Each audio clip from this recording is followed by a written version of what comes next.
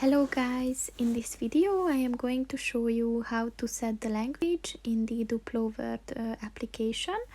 But first I just want to mention, don't forget to subscribe to my channel, because at 10,000 subscribers I am going to show you my whole YouTube revenue statistics and growth strategy, as well as how to make money online.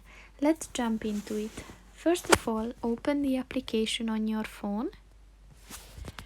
Then click on the little children button at the top of the page on the right, and then just enter your date of birth to confirm that you're an adult, and then click on the settings button at the left side of the page, and at the top of the page just click on the language sign, and as you can see, you can set various languages. I'm going to stick with English, and just click on that and your language is set.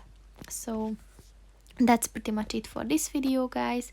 See you in the next one. Goodbye.